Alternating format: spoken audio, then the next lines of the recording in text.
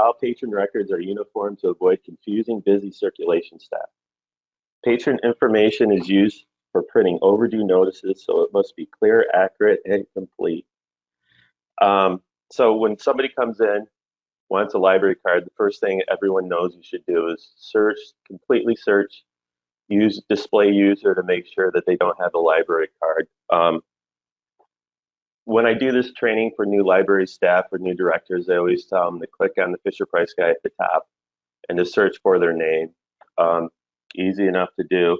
If the name is weird spelling, one of the things you could do is use a $sign to truncate it, and that'll search, in this case, MCAR will search for that name and any version of it.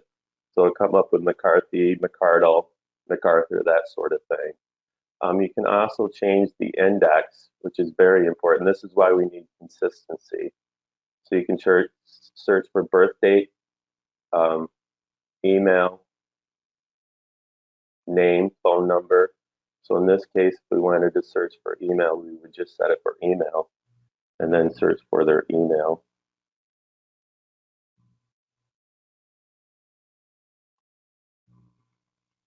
Or if we know their name, we just search for that.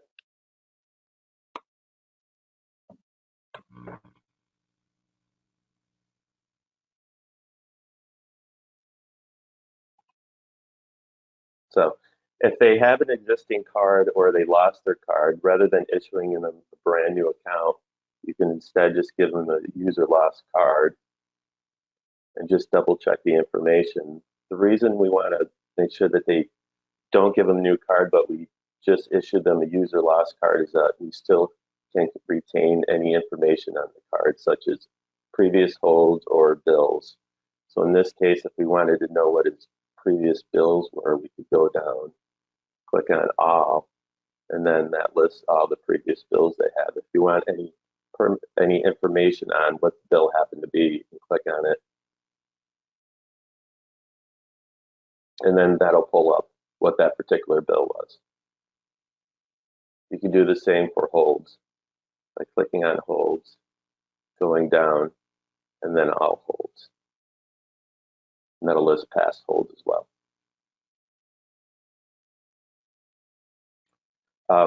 When you're going to give out a new card, or when staff gives out a new card, the registering library will request appropriate proof of name, address from the patron.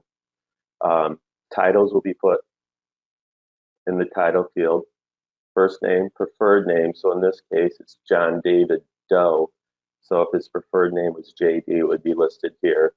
Any suffix would be put here. It's very important, and I know this comes up automatically, but if you issue a new card or if the person changes library, always remember to change their home library to your library. So let's say if John Doe comes in and he used to be going to Fort County Library System, but now he's going to Franklin, to change it to Franklin Library. And then under demographics, also important to come over to user category 2 and change that as well.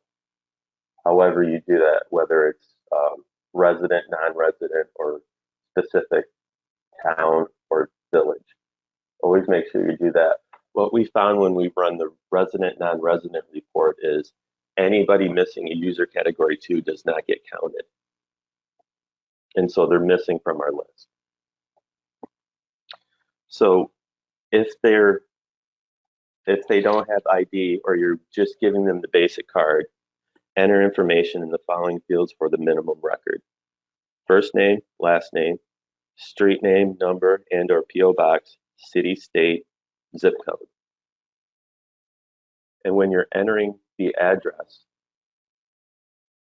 make sure that the street goes under street. Do not use street 1, street 2, 3, or 4, because when you're using the index to look for them, which is here, there's nothing for those streets.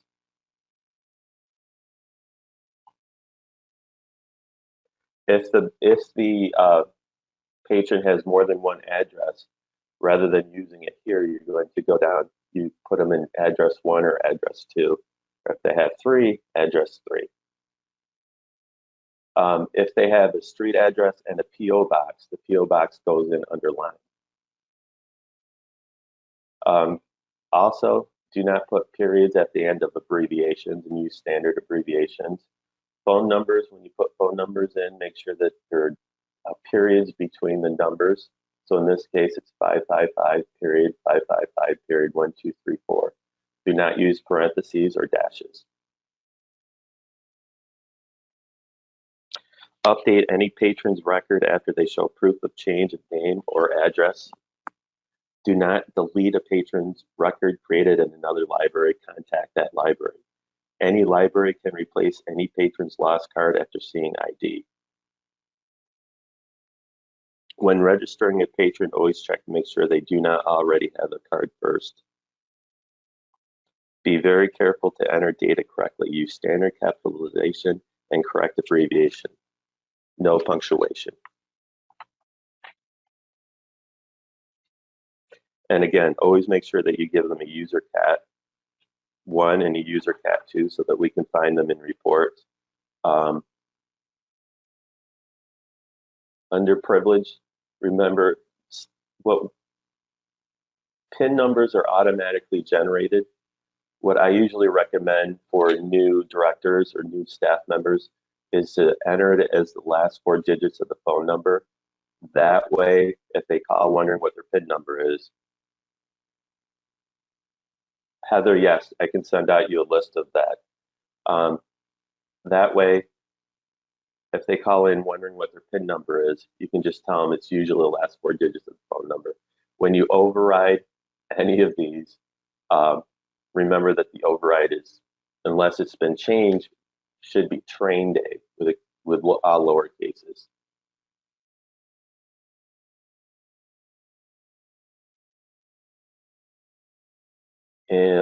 And then finally, very important, notes and comments. Notes or comments are meant to relate information on a patron. They should be succinct and brief. I remember when I worked in Corning, we had a volunteer who would write paragraph after paragraph after paragraph, describing boring detail. We don't need that. All we need is something, tell the incident or the problem, put your initials, your library, and the date it happened, and then save it. Any questions? You said PO boxes use line. Is that? Yeah. So unless the PO box, Colleen, unless the PO box is the main address. Okay. Because we So use a in lot. this case, this address is 123 Main Street. Right. So if it was PO Box 5, 123 Main Street, the street would go 123 Main Street, and then the PO box would go on the line. Right. Yeah. I looked through it rather quick. I really didn't see any big changes from what we originally had. And again, yeah, the line, the post office box up there. And it's good to have more information, the better. The one thing, and I don't remember, but we used to put in like driver's license numbers in the all ID. We're not doing that. That should not be in there. That's a security issue. Yeah, I remember when I got my Corning card, they asked for my social security number. Yeah, that we took out a long time ago. Yeah.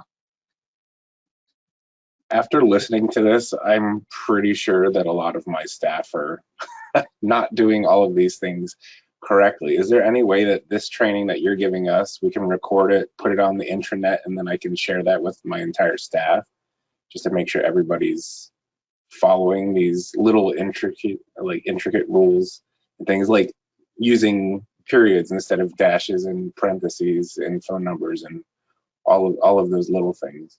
Yeah, it's being recorded, so certainly, or I can come out and do training for you if you'd like. Like if it was just like a recorded video that we could share and then just keep reusing for new trainings for new staff, that would be really useful. Yeah, I'm pretty sure we can just truncate this portion of the meeting recording and post that as a smaller chunk.